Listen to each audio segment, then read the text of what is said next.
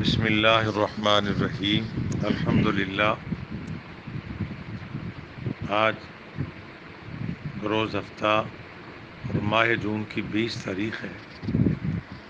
اللہ رب العالمین وحدہ لا شریک، اس خدائے بزرگ و برتر کے کروڑہا احسانات، اس کی لا تعداد کرم نوازیاں کہ ہماری زندگی کے کچھ لمحات اللہ تعالیٰ کی مقدس کتاب قرآن شریف کا سبق پڑھتے ہوئے گزر رہی ہیں۔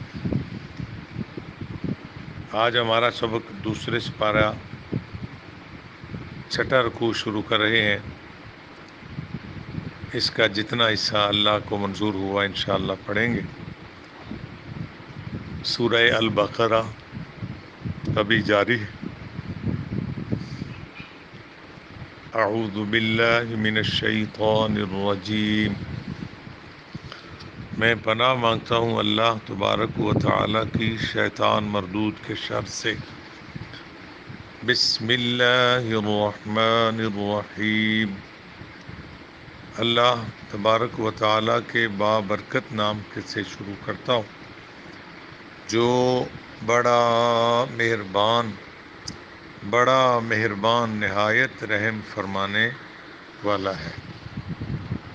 کلام الہی اس طرح ہے، لیس البر، نہیں ہے بس یہی نیکی، ان تولوا وجوہکم، کہ نماز میں تم پھیر لو اپنا رخ، قبل المشرق والمغرب، مشرق یا مغرب کی طرف، ولکن البر من آمن باللہ، بلکہ نیکی کا کمال تو یہ ہے کہ کوئی شخص ایمان لائے اللہ پر، والیوم الآخر، اور آخرت کے دن پر، والملائکۃ، اور فرشتوں پر، والکتاب، اور کتاب پر، والنبیین، اور سب نبیوں پر، وآت المال علی حبہ ذوی القربى، اور دے اپنا مال اللہ کی محبت میں رشتہ داروں، والیتامى، اور یتیموں، والمساکین، اور مسکینوں، وابن السبیل، اور مسافروں کو، والسائلین، اور مانگنے والوں کو، وفی الرقاب، اور خرچ کرے غلام آزاد کرنے میں، واقام الصلاۃ، اور صحیح سے ادا کیا کرے نماز، وآت الزکوٰۃ، اور دیا کرے زکوٰۃ، والموفون بعہدہم، اور جو پورا کرنے والے ہیں اپنے وعدوں کو، اذا عہدوا، جب کسی سے کرتے ہیں وعدہ، والصابرین، اور کمال نیک ہیں جو صابرین صبر کرتے ہیں، فی الباساء، مصیبت میں، والضراء، اور سختی میں، وحین الباس، اور جہاد کے وقت، اولئک الذین صدقوا، یہی لوگ ہیں جو سچے ہیں یعنی راست باز، واولئک هم المتقون، اور یہی لوگ ہیں جو حقیقی پرہیزگار ہیں۔ سامعین محترم، اس آیہ مقدسہ میں منہ مشرق یا مغرب کی طرف کرنا، اس سے مراد لیا گیا نماز۔ اب اس بات کو سمجھنے کے لیے ذرا مجھے اور آپ کو پوری طرح چکنا ہونا پڑے گا۔ فرمایا جا رہا ہے کہ نیکی تو بننے کی بس یہی نہیں ہے کہ تم، اب اس کی ایک تشریح تو یہ بنتی ہے کہ جو لوگ خانہ کعبہ کے مغرب کی جانب ہیں وہ منہ کرتے ہیں مشرق کی طرف، اور جو مشرق کی طرف ہے وہ منہ کرتے ہیں مغرب کی طرف۔ اس کی ایک تو یہ ہے کہ کوئی بندہ صرف نماز پڑھے مگر اس کا ایمان کامل نہ ہو، کیونکہ آگے کیا آ رہا ہے، ولیکن البر، بلکہ نیکی کا کمال تو یہ ہے کہ من آمن باللہ، کہ کوئی شخص ایمان لائے اللہ پر، والیوم الآخر، اور قیامت پر، والملائکۃ، والکتاب، والنبیین، وآت المال علی حبہ ذوی القربى، والیتامى، والمساکین، وابن السبیل، والسائلین، وفی الرقاب۔ یعنی صرف اگر کوئی نماز پڑھتا ہے، پہلی تو بات ہے جس طرح پیچھے آپ نے سنا ہے بلکہ بارہا سنا ہے، چونکہ جو بھی نیک عمل کریں گے ایمان اس کی بنیاد ہے، تو ایمان پر جتنا پیرا دیا جائے اتنا ہی کم ہے۔ آپ سمجھ رہے ہیں کہ نماز اگر کوئی بندہ پڑھتا ہے مگر اس کا اگر ایمان ناقص ہے تب بھی اس کی نماز کسی کام نہیں لگے گی، بلکہ ہوگی نہیں۔ یا بندہ ایک نماز پڑھتا ہے لیکن باقی معاملات میں وہ اپنے آپ کو درست نہیں کرتا۔ اس طرح قرآن پاک کی آیت ہے کہ ان الصلاۃ تنہا عن الفحشاء والمنکر، بے شک نماز بے حیائی اور برے کاموں سے روکتی۔ معلوم یہ ہوا کہ نماز پڑھنے والا اگر صحیح نماز پڑھتا ہے تو یہ ہو نہیں سکتا کہ وہ ساتھ بے حیائیاں بھی کرے، جیل سازیاں کرے، مکار بازی کرے، اس قسم کے آلات کرے، چونکہ یہ نماز اور یہ دونوں چیزیں کٹھی نہیں رہ سکتی۔ نماز جہاں آتی ہے وہاں چونکہ رحمتوں کی بہار آتی، اور پھر جو نمازی بندہ ہے 5 وقت جس کی اللہ سے ملاقات، آپ ذرا غور تو فرمائیں، فرمایا الصلاۃ معراج المومنین، نماز مومن کی معراج ہے۔ معراج کے 2 معنی، ایک معنی اس کا عروج، اس کا معنی ہے بلندی، یعنی دونوں ایک ہی معنی۔ ایک بندہ جس کو کسی نیک بندے سے وہ ایک دفعہ ملتا ہے ہفتے میں، مہینے میں، آج کل تو کسی پیر صاحب کی صفت کر کے ذرا ڈر لگتا ہے، کیونکہ 98% لوگ جیل ساز، 2% اچھے لوگ ہیں جن کے پاس بیٹھنے سے اللہ یاد آتا، وہ ہیں 2% لگا لو، 3% لگا لو، بہت دلیری کرو تو 5%، کیونکہ نہ تو وہ باقاعدہ دین اسلام سیکھتے، نہ ان کے اعمال سنت کے مطابق۔ اللہ تعالیٰ کے قرب کا راستہ ایک ہی راستہ ہے جو رسول پاک کا راستہ ہے، کوئی دوسرا تیسرا چور راستہ رب کی طرف نہیں جاتا، نہ۔ اللہ تعالیٰ نے فرمایا لقد کان لکم فی رسول اللہ اسوۃ حسنہ، میرے رسول کی زندگی تمہارے لیے بہترین نمونہ ہے۔ ان دین عند اللہ الاسلام، اللہ کے نزدیک دین صرف اسلام ہے۔ اب اگر کوئی صحیح معنوں میں نیک آدمی ہے جس کے پاس کوئی دین کی سمجھ ہے، دوسری بات ہے وہ باعمل ہے۔ آپ سال کے بعد ایک دفعہ ملتے ہیں تو کئی ماہ تک آپ کی بیٹری چارج رہتی ہے کہ میں کسی نیک بندے کو ملوں۔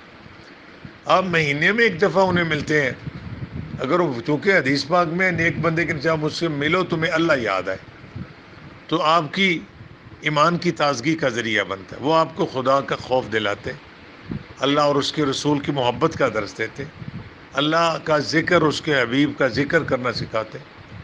یہ تو ایک نیک بندے کی ملاقات کا اثر ہے۔ اگر وہ واقعی نیک ہے اور آپ واقعی نیتاً مخلص ہیں تو اس نیک بندے کی نیکی کے اثرات آپ پر بڑے ہوں گے، اور آپ کہیں گے جی، کوئی بندہ کہے گا کہ یہ بندہ اتنا اچھا نہیں، مگر یہ کسی نیک بندے سے مل کے آیا، آج یہ ہماری غلط باتوں کا جواب نہیں دے رہا۔ ایسی مثالیں ملتی۔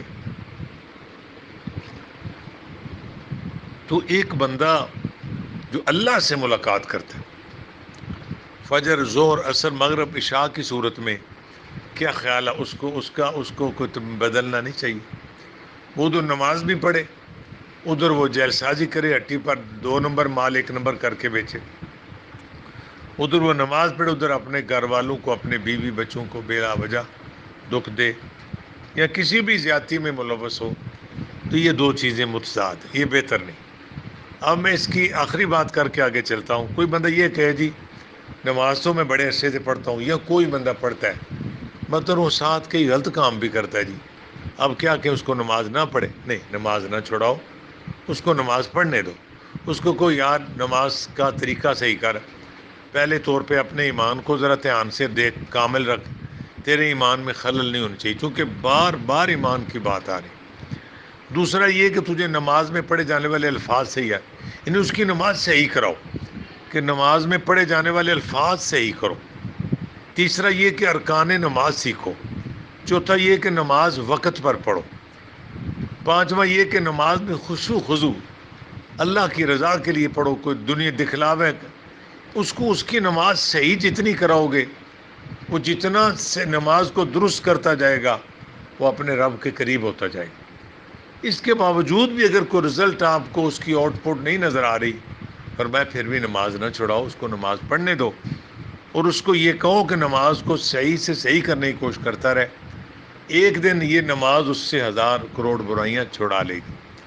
بار صورت اللہ فرماتے ہیں صرف آپ نماز پڑھتے ہیں قبل المشرق والمغرب، یعنی اپنا منہ مشرق یا مغرب کی طرف. اس کے لیے یہ کہا آپ صرف اگر نماز پڑھتے ہیں لیکن آپ کا ایمان ناقص ہے تو یہ سرے سے نماز نہیں ہوگی. دوسری بات، اگر آپ نماز پڑھتے ہیں تو باقی برائیاں بھی آپ نے ساتھ رکھی ہیں، تو ایسا ہی ہے جس طرح آگ اور پانی آپ اکٹھے کر رہے ہیں.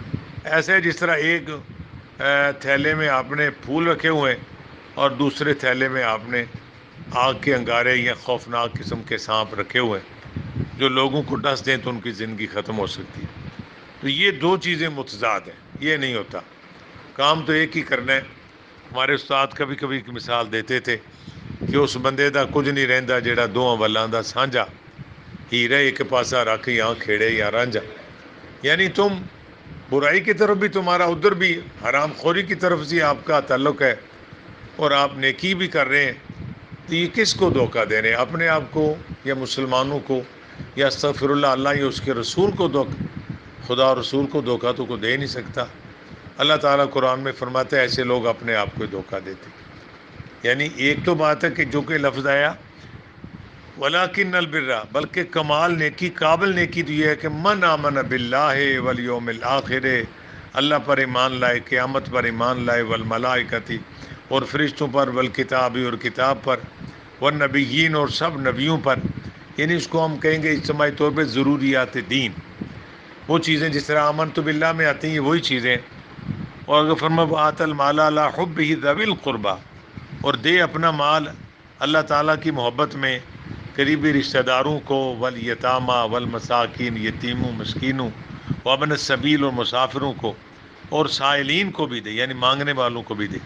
اور پھر رقاب اور غلام آزاد کرنے میں بھی خرچ کرے. اگر کوئی غریب کسی کا غلام ہے تو اس کے پاس رہائی کے لیے کچھ سبب نہیں ہے تو وہ بندہ اللہ کا دیا مال وہاں خرچ کرے تاکہ اس کو وہاں سے رہائی مل جائے. اس کے آپ کو سمجھ آ رہی ہے کہ دو معنی. ایک معنی تو یہ کہ نماز پڑھنے والے کا ایمان جو ہے وہ کامل ہونا چاہیے، ٹھیک ہے. ایمان میں نقص، اگر ایمان میں نقص ہے تو نیکی کا سلسلہ قائم ہی نہیں ہوگا، وہ فضول ہوگا. تو اگر ایمان بھی قائم ہے، نماز بھی پڑھتا ہے لیکن ساتھ وہ دوسرے غلط کام بھی کرتا ہے تو پھر بھی اس کی نماز کو نماز نہیں سمجھا جائے گا. یعنی وہ سمجھا جائے گا کہ وہ اصل نماز سے فائدہ نہیں لے رہا. لیکن میں نے پیچھے ہی آپ کو عرض کر دیا اگر ایسے کسی کے حالات ہیں تو اس کو نماز یہ نہ کہو کہ چھوڑ دو نماز ہی، نماز کیوں پڑھتے ہو، بلکہ یہاں یہ بھی کہوں میری مائیں بہنیں بیٹیاں یا میرے برادران بعض دفعہ کسی نمازی کو نماز کا میں نہ دیتے، یہ نہ دیا کرو. ہو سکتا ہے وہ غصے میں آ کے نماز چھوڑ دے. کئی شوہر اپنے بیوی کو مانا دیتے ہیں تو بڑیاں نمازاں پڑھنی ہیں، آپ بڑی نمازیں پڑھتی ہو پھر بھی یہ بات نہ، ایسا نہ کرو. نماز تو نہیں نا اس کو برائی کا وہ کہتی، نماز تو برائی سے روکتی ہے. اس سے آپ کی وجہ سے غصے سے آ کے وہ نماز نہ چھوڑ دے. یا کسی نے داڑھی شریف رکھی ہے تو اس کو داڑھی کا مینا کبھی نہ دو، وہ غصے میں آ کے کہیں داڑھی نہ کٹا دے. یا کسی نے حج شریف کیا ہے آپ اس کی نیکی کو مینا نہ دو، اسے کہو یار آپ لگتے تو نہیں ایسے، آپ کیوں ایسا کرتے ہیں. یعنی نیکی کا اس پر عزت کے ساتھ ذکر کرو، یار آپ تو ماشاءاللہ سنت پاک رکھی ہے، آپ اچھے لوگ ہیں، تو یہ کام آپ کی شان کے مطابق نہیں یا آپ کو زیب نہیں دیتا. یعنی یہ سمجھو کہ اس کو نماز کی وجہ سے عزت مل رہی ہے، داڑھی شریف کی وجہ سے اس کو عزت مل رہی ہے، حج شریف کی وجہ سے اس کو عزت مل رہی ہے. اس انداز میں کرو، ٹھیک ہے جی. مجھے یاد ہے بچپن میں کبھی نماز میں کوتاہی ہوتی تھی تو ہمارے ماموں جی رحمۃ اللہ علیہ، پلیز 2 منٹ ذرا وقت، 1 منٹ جا کے دودھ لے آؤ، لاؤ 3 کلو دودھ 2 کلو دہی لاؤ، ٹھیک ہے جی. بسم اللہ. تو ہمارے بزرگ جو دوسرے لوگ تو ظاہر ہے مذاق بھی کرتے تھے بعض دفعہ کہ آپ اچھے طالب علم و نماز ہی نہیں پڑھتے، آپ کو شرم نہیں آتی، اس طرح بھی کہتے تھے. میرے ماموں جی رحمۃ اللہ ان کا نام ہی چودھری رحمۃ اللہ تھا. وہ بہت بڑے نیکوکار بندے تھے وہ فرماتے تھے اس طرح، کبھی نماز میں کمزوری ہونی تو فرماتے تھے حافظ جی بیٹے اگر آپ بھی نماز نہیں پڑھیں گے تو کون پڑھے گا؟ آپ تو ماشاءاللہ آپ کے سینے میں قرآن پاک آ رہا ہے. یعنی وہ میرے قرآن پاک حفظ کرنے کو عزت کا انداز بنا کے بتاتے تھے. پھر مجھے احساس ہوتا تھا کہ یہ کام اب میں نے نماز نہیں چھوڑنی چاہیے. اگر آپ بھی کسی نیک نمازی آدمی کو غلطی کرتے دیکھیں، داڑھی شریف والے کو کبھی کوئی بات غلط کرتے دیکھیں، حج کرنے والے حاجی صاحب کو کبھی دیکھیں دکان پہ بیٹھ کے وہ کم توڑ رہے، تو آپ اس کو حج کا، نماز کا، داڑھی کا مینہ نہ دے. عورت اپنے شوہر کو نماز کا مینہ نہ دے، شوہر اپنی بیوی کو نماز کا، نیکی کا مینہ نہ دو، بلکہ نیکی کی وجہ سے اس کی عزت کرو.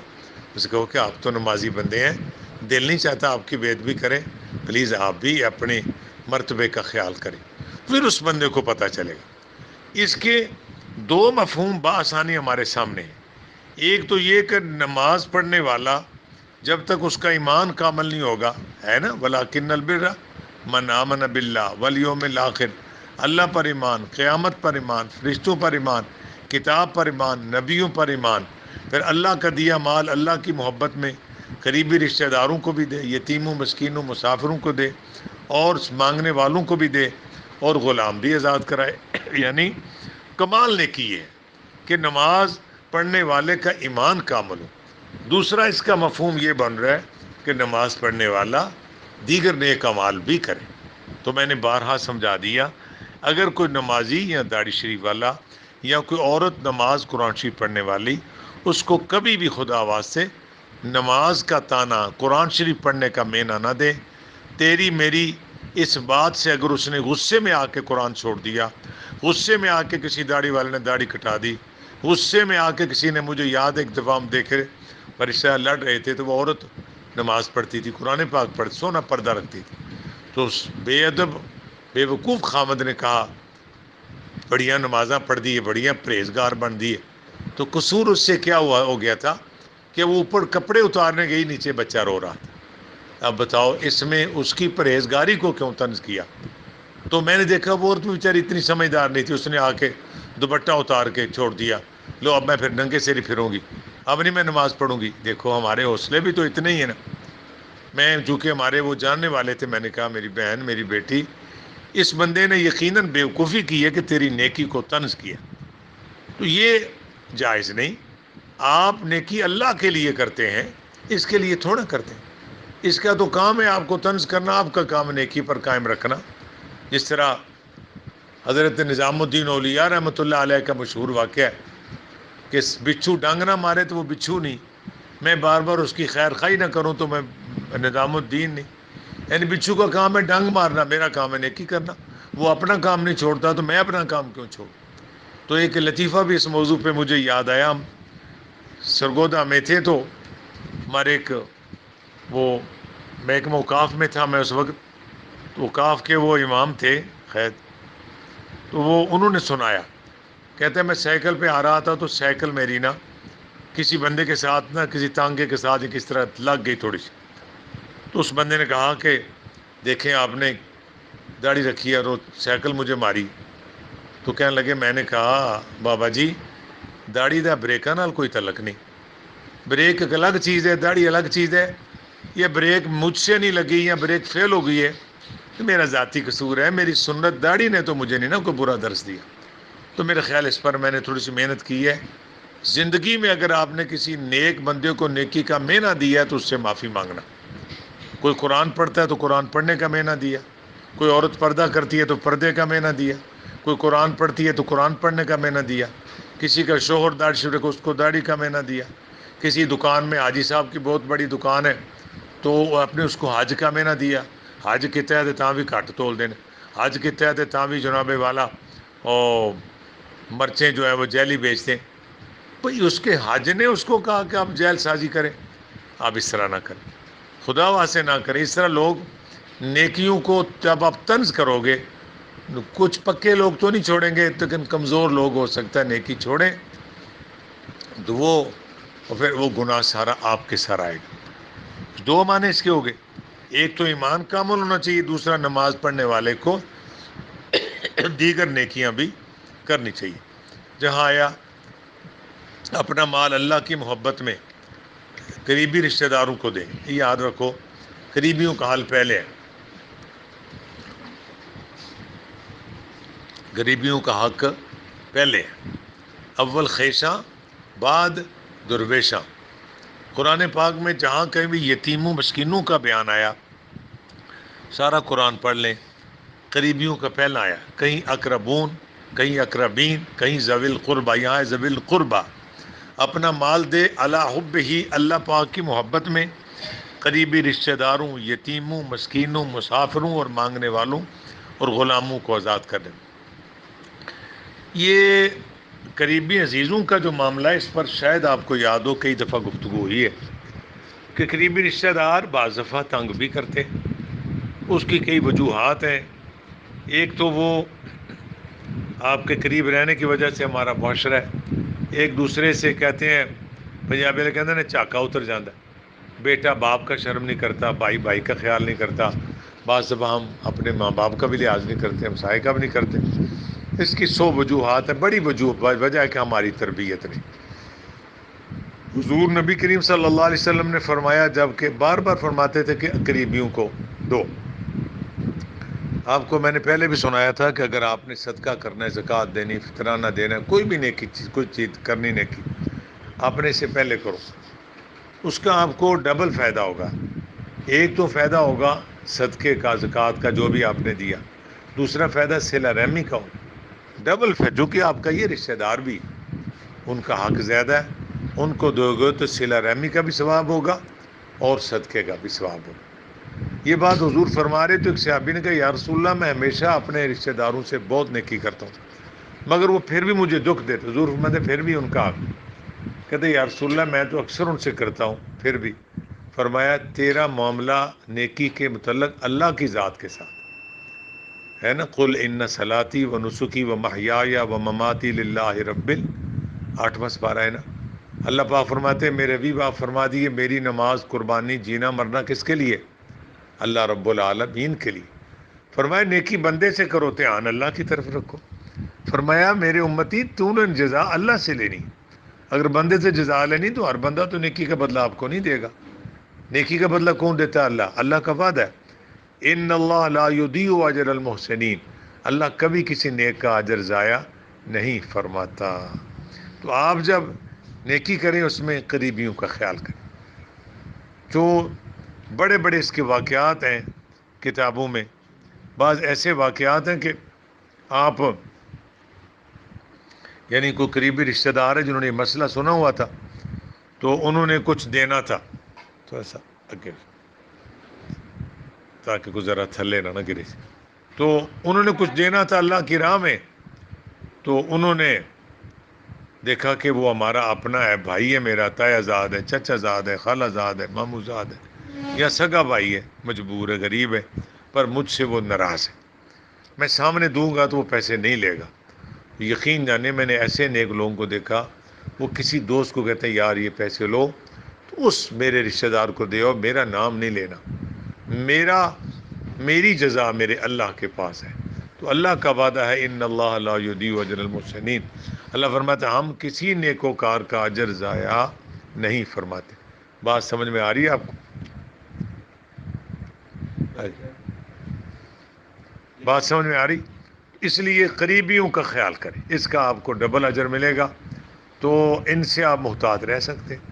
اگر ان میں کوئی ایسی حرکت ہے, ایسی باتیں ہیں کہ آپ کی نسلیں, آپ کے بچوں گھر کا ماحول خراب ہوتا ہے, تو آپ ان کے گھروں میں آئیں جائیں کم, یا اکیلے جائیں, لیکن کوشش کریں کہ ان کا حق ان کو دیں, اور ان سے احتیاط کرنے میں بھی کوئی حرج نہیں, مگر ان کا برا ہرگز نہ سوچیں, چاہے وہ جس طرح مرضی کریں, کیونکہ قرآن میں بارہا قریبیوں کا ذکر آیا. اللہ جس کا حق رکھے, کائنات میں کسی دوسرے کو طاقت نہیں, اللہ کے رکھے حق کو کوئی ضائع نہیں کر سکتا. اللہ فرماتا ہے قریبی رشتہ داروں, یتیموں, مسکینوں, مسافروں اور مانگنے والوں کو اور غلام آزاد کرنے میں خرچ کرے. اور آگے فرمایا صحیح ادا کرے نماز, اقام الصلاۃ, اور دیا کرے زکوٰۃ. معلوم ہو رہا ہے کہ نماز بھی اسی صورت میں ہے کہ دیگر نیکیاں بھی ہوں اور ایمان بھی کامل ہو. ٹھیک ہو گیا جی, اس کی تشریح یہی بنتی. وہ اقام الصلاۃ و آتا زکوٰۃ, اور صحیح سے ادا کرے نماز اور دیا کرے زکوٰۃ. اور جو موفون بعہدہم اذا عاہدوا، یا 15 سوارے پڑھیں گے اوفوا بالعہد ان العہد کان مسئولا، عہد پورا کرو اس کے بارے میں تمہیں پوچھا جائے گا. جب ہو جائے وعدہ تو اس کو پورا کرو. اب اگر کوئی بندہ وعدہ کرتا ہے، کوئی بے بسی، کوئی مجبوری آ گئی، نیتاً بندہ غلط نہیں ہونا چاہیے، تو وہ جس سے وعدہ کیا اس سے معافی مانگے. اس سے معافی مانگے کہ میں نے وعدہ کیا تھا، میں بے بس ہو گیا ہوں، میں پورا نہیں کر سکتا، مجھے خدا واسطے معاف فرما دے. چونکہ یہ اب اس کے اختیار ہے کہ آپ کو معافی دے نہ دے، وگرنہ عہد کو پورا کرنا یہ احکامات خداوندی میں ہے. آگے فرمائے والصابرین فی الباساء والضراء وحین الباس، اور کمال نیک ہیں جو صبر کرتے ہیں مصیبت میں، سختی میں، جہاد کے وقت. صبر کرنا، صبر کا مفہوم پیچھے آپ پڑھ چکے ہیں. صبر کا مطلب یہ نہیں ہے کہ کسی مشکل میں پھنسے رہو اور ہاتھ پہ ہاتھ رکھ کے بیٹھو بھائی کوئی چارہ نہیں کرنا چونکہ ہم نے صبر کیا ہوا. بالکل بھی نہیں. صبر کا مطلب ہے آپ کسی مشکل میں ایسا کام نہ کریں جو اللہ تعالیٰ کی طرف سے جس کی اجازت نہیں ہے. سمجھ آ رہی میری بات کی یا نہیں؟ اللہ کی حد میں رہیں اور مشکل سے نکلنے کے لیے کوشش اور چارہ بھی کرتے رہیں، یہ صبر کے خلاف نہیں ہے. فرمایا وہ صبر کریں جہاد کے وقت، سختی میں، اور ہر مصیبت میں کیا کریں؟ صبر کریں. آگے اللہ فرماتے ہیں جن میں یہ ساری خوبیاں ہیں، اولئک الذین صدقوا، یہی لوگ جو سچے ہیں، صادق ہیں، راست باز ہیں، واولئک هم المتقون، اور یہی لوگ حقیقی طور پہ پرہیزگار ہیں. سبحان اللہ. یہ پچھلی جتنی خوبیاں بیان ہوئی ہیں، جن خوش نصیبوں میں یہ خوبیاں پائی جاتی ہیں، جس طرح پہلے سپارے میں آتا ہے نا، سورہ بقرہ میں تھا کہ الذین یؤمنون بالغیب ویقیمون الصلاۃ، و اس کا ترجمہ تو آپ کو میں نے یاد کرایا، ومما رزقناہم ینفقون، ایمان بالغیب رکھنے والے، صحیح نماز پڑھنے والے، اللہ کے دیے میں سے خرچ کرنے والے، والذین یؤمنون بما انزل الیک، جو حضور پر نازل ہو اس پر ایمان، وما انزل من قبلک، جو حضور سے پہلے نازل ہو اس پر ایمان، وبالآخرۃ ھم یوقنون، اور آخرت پر بھی وہ یقین رکھتے ہیں. یہ 6 خوبیاں جن میں ہیں ان کے بارے میں فرمایا اولئک علی ھدی من ربہم واولئک ھم المفلحون، وہی لوگ اپنے رب کی طرف سے ہدایت پر ہیں، وہی لوگ فلاح پانے والے ہیں. ادھر بھی میرے پاک رب نے ارشاد فرمایا کہ جس بندوں میں یہ خوبیاں پائی جاتی ہیں، اللہ تعالیٰ ارشاد فرماتے ہیں اولئک الذین صدقوا، یہی لوگ صادق یعنی سچے یعنی راست باز ہیں، واولئک ھم المتقون، اور یہی لوگ حقیقی طور پہ پرہیزگار ہیں. کہیے سبحان اللہ، سبحان اللہ، سبحان اللہ، سبحان اللہ. اعوذ باللہ من الشیطان الرجیم، بسم اللہ الرحمن الرحیم. لیس البر، لیس البر ان تولوا وجوہکم قبل المشرق والمغرب،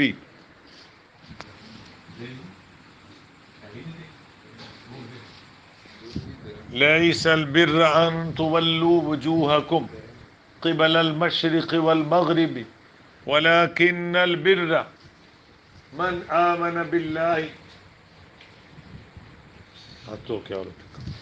ولكن البر من آمن بالله واليوم الآخر والملائكة والكتاب والنبيين وآتى المال على حبه ذوي القربى واليتامى والمساكين وابن السبيل والسائلين وفي الرقاب وأقام الصلاة وآتى الزكاة والموفون بعهدهم إذا عاهدوا والصابرين في البأساء والضراء الف بڑی مدرا والضراء وحین البأس، با کے ساتھ الف پر جزم آ گیا تو حمزہ بن گیا، حمزہ جھٹکے سے. والبأس اولئک الذین صدقوا واولئک هم المتقون، اولئک الذین صدقوا واولئک هم المتقون. آمنت باللہ صدق اللہ العظیم وصدق رسولہ النبی الکریم۔ اللہ پاک رب العالمین، خدایا کروڑ بار تیرا شکر، لا تعداد تیرے احسانات، تیری کرم نوازیاں مولا۔ تو نے ہمیں آج ہماری کچھ گھڑیاں کلام اللہ کا سبق پڑھتے گزری، اللہ تعالیٰ گنہگاروں کی یہ نیکی قبول فرما، اس عاجزانہ عمل کی مولا منظوری فرما۔ بہت احتیاط سے قرآن پاک کی آیتیں پڑھی جاتی ہیں، ان کا ترجمہ کرتے ہوئے، تشریح کرتے ہوئے بہت احتیاط کیا جاتا ہے، پھر بھی مولا اگر کہیں کو زیر زبر کی غلطی ہوئی تو معاف فرما۔ تیری مقتدر بارگاہ میں اس کا جو مرتبہ مقام ثواب ہے ہمارے پیارے نبی کریم علیہ الصلوۃ والسلام کو عطا فرما۔ حضور علیہ الصلوۃ والسلام کے توسل پاک سے انبیاء، صلحاء اور شہداء کو اس کا ثواب عطا فرما، کائنات کے سارے ایمانداروں کو اس کا ثواب عطا فرما، نیک لوگوں کے درجے بلند فرما اور گناہ گاروں کو معافی عطا فرما۔ بالخصوص ہمارے وہ 3 رشتے، خدا اور رسول کے بعد ہمارے معزز اساتذہ اور ہمارے وہ رشتے جنہوں نے ہمیں بیٹیاں دے کے بیٹے بنائے یعنی سسرال، پھر ہمارے جنم دینے والے والدین، اللہ تعالیٰ بالخصوص ان کو اس کا ثواب عطا فرما اور انہیں اپنی جنتوں کا وارث بنا۔ رب العالمین ہم سب کی اولاد کی خیر فرما، ہمارے بچے بچیوں کو شرم و حیا عطا فرما، انہیں نماز اور قرآن شریف کا شوق عطا فرما۔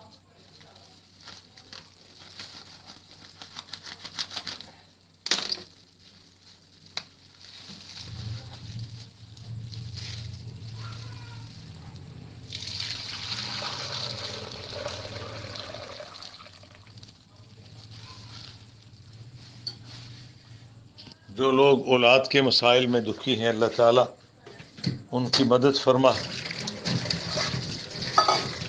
بے اولاد مسلمانوں کا دوست کہہ رہے تھے یہ بھی دعا کیا کریں جو بے اولاد ہے اللہ تعالیٰ انہیں اولاد نرینہ عطا فرمائے۔ یہ دعاؤں کی منظوری تو میرے اللہ کی شان ہے، لیکن واقعہ آپ کی بات درست ہے، دعا کرنے میں کوئی حرج نہیں، دعا ضرور کرنی چاہیے۔ اللہ بے اولادوں کو اولاد نرینہ کہتے، جب آپ کہتے ہیں نا اللہ تعالیٰ ہمارے بچوں کو شرم و حیا نصیب فرما، نماز اور قرآن شریف کا شوق عطا فرما، قیامت تک ہماری نسلوں میں کوئی بے دین، گمراہ، بد مذہب، بے ادب نہ پیدا ہو۔ کہتے ہم سوچتے ہیں کہاں سے ہماری بھی اولاد ہوتی، ہم بھی یہ دعائیں مانگتے تو اللہ تعالیٰ بھائی بے اولادوں کو اولاد نرینہ عطا فرمائے، میرے پاک وطن پاکستان کی خیر فرمائے، افواج پاکستان کے حوصلے بلند فرمائے، جتنی فورسز میرے پاک وطن کا دفاع کرتی ہیں اللہ تعالیٰ ان کو ہمت، حوصلہ اور ایمان اور اخلاص نصیب فرمائے، اور جو لوگ میرے وطن کے بدخواہ غدار ہیں کسی بھی شعبے میں ہیں، وہ سیاستدانوں کے شعبے میں ہیں، وہ علماء کے شعبے میں ہیں، وہ فورسز میں اگر کوئی بندہ ایسا کمزور ہے یا اللہ اس کے شر سے میرے وطن کو محفوظ فرما، یا اللہ خیر و برکت فرما۔ صلی اللہ علیہ حبیبہ محمد وآلہ وصحبہ اجمعین برحمتک یا ارحم الراحمین۔